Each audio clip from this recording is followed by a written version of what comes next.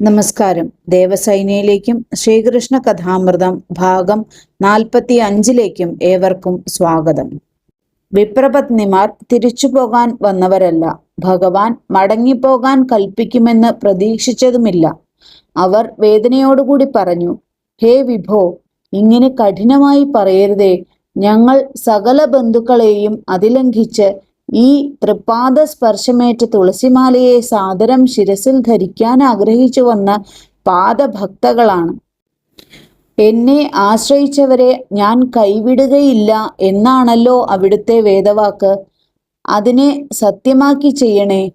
കൽപ്പനയനുസരിച്ച് ഞങ്ങൾ മടങ്ങിച്ചെന്നാലും ഇഷ്ടബന്ധുക്കളാരും ഞങ്ങളെ സ്വീകരിക്കുകയില്ല. കാരണം ഞങ്ങളെല്ലാം ഉപേക്ഷിച്ചു വന്നവരാണ്.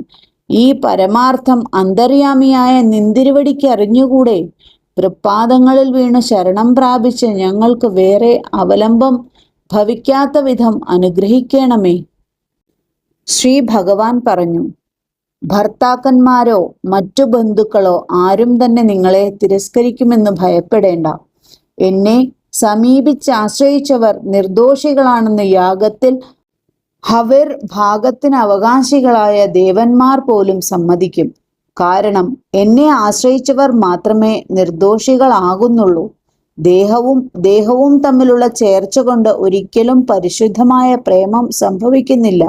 അതിനാൽ നിങ്ങൾ ചിത്തം എന്നിൽ നിന്ന് മാറാതെ ദൃഢമായി ഉറപ്പിച്ചുകൊണ്ട് ഗൃഹത്തിൽ ഇരുന്നാൽ മതി. നിങ്ങൾ താമസം വിന എന്നെ തന്നെ പ്രാപിക്കും, സംശയം വേണ്ട. വിപ്രപത്നിമാർ ഭഗവതാജ്ഞയെ ശിരസാവഹിച്ച് ഭഗവാനെ ഹൃദയത്തിലാക്കിക്കൊണ്ട് യജ്ഞശാലയിൽ മടങ്ങിയെത്തി. സ്വജനങ്ങൾ ആരും തന്നെ അവരോട് ഒട്ടും പരിഭവിച്ചില്ല. ബ്രാഹ്മണർ പത്നീസമേതം യാഗ സമാപ്തി വരുത്തി. ഒരു സ്ത്രീയെ മാത്രം കൃഷ്ണസമീപം പോകാൻ അനുവദിക്കാതെ ഭർത്താവ് ബലമായി തടഞ്ഞു നിർത്തിയിരുന്നു. ആ സാധ്വി കൃഷ്ണദർശനത്തിന് തടസ്സം നേരിട്ടതിനാൽ അതിവേദനയോടുകൂടി താൻ കേട്ടറിഞ്ഞ വിധൻ ശ്രീകൃഷ്ണനെ ഏകാഗ്രമായി ധ്യാനിച്ച് ഹൃദയത്താൽ പ്രേമാലിംഗനം ചെയ്തുകൊണ്ട് പ്രാരാബ്ധ ശരീരത്തെ തൽക്ഷണം ഉപേക്ഷിച്ച് കൃഷ്ണസായുജ്യം പ്രാപിച്ചു. ഭഗവാൻ വിപ്രപത്നിമാർ സമർപ്പിച്ച അന്നത്തെ കൂട്ടുകാർക്കെല്ലാം കൊടുത്ത് മൃഷ്ടമായി ഭുജിപ്പിച്ച ശേഷം താനും ഭുജിച്ചു. ഇപ്രകാരം ലീലാമാനുഷൻ താൻ നിശ്ചയിച്ച മനുഷ്യധർമ്മങ്ങളെ സ്വയം അനുസരിച്ചുകൊണ്ട് തൻ്റെ രൂപമാധുര്യത്താലും ചാടുവാക്യങ്ങളാലും അപ്രാകൃത ലീലകളാലും വ്രജലോകത്തിനു തന്നിൽ പ്രേമത്തെ വർദ്ധിപ്പിച്ചുകൊണ്ട് വിശേഷമായി ക്രീഡിച്ചു. അതായത് പ്രതിലോമമായ ദാമ്പത്യം വർണ്ണാശ്രമ ധർമാനുസൃതവും മംഗളകരവുമല്ലെന്നും കാണിച്ചു.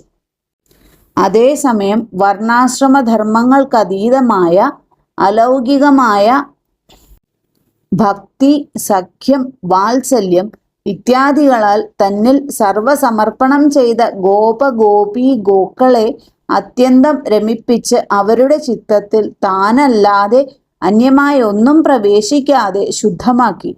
കൃഷ്ണഭക്തകളായ പത്നിമാരുടെ സംസർഗത്താൽ ബ്രാഹ്മണർക്ക് ക്രമേണ ബുദ്ധി തെളിഞ്ഞു.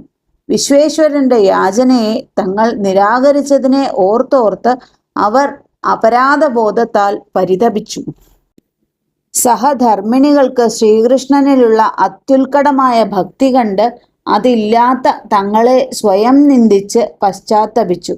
കഷ്ടം കഷ്ടം, അധോക്ഷജനിൽ ലേശവും ഭക്തിയില്ലാത്ത നമ്മുടെ ബ്രാഹ്മണ ജന്മവും കുലമഹിമയും വേദാധ്യയനവും വ്രതങ്ങളും കർമ്മങ്ങളും നിന്ദ്യം തന്നെ.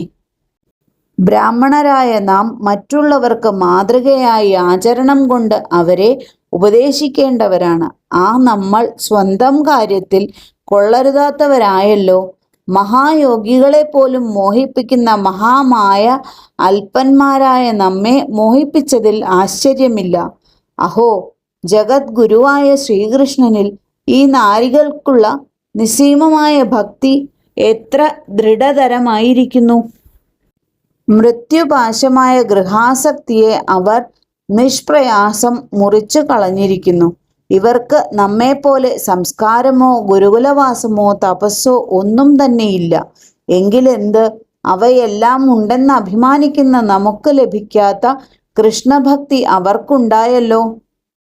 ഗൃഹസുഖം തന്നെയാണ് സുഖമെന്ന് മോഹിച്ച് തനിക്ക് ശ്രേയസ്സേതെന്നറിയാതെ നമ്മളെ സദാംപതിയായ പ്രഭു ഗോപന്മാർ മുഖേന ഉത്ബോധിപ്പിക്കുകയായിരുന്നുവല്ലോ. അതല്ലെങ്കിൽ കൈവല്യത്തെ പോലും കൊടുക്കുന്ന പൂർണ്ണകാമന് കേവലം പരാധീനരായ നമ്മെക്കൊണ്ട് സാധിക്കേണ്ടതായി എന്തുണ്ട്? നമ്മെ അനുഗ്രഹിക്കാൻ മഹാപ്രഭു യാചക വേഷം കെട്ടി. സർവലോകങ്ങൾക്കും ഐശ്വര്യദായിനിയായ ശ്രീദേവി ആ പരമപുരുഷന്റെ പാദശുശ്രൂഷ കാംക്ഷിച്ച് സേവിച്ച് നിൽക്കുന്നു. ആ ശ്രീയപ്പതി യാചിക്കുന്നത് കാണുമ്പോൾ പാമരന്മാരായ നാം മോഹിച്ചു പോകുന്നു. തുടർച്ച അടുത്ത പംക്തിയിൽ. നന്ദി, നമസ്കാരം.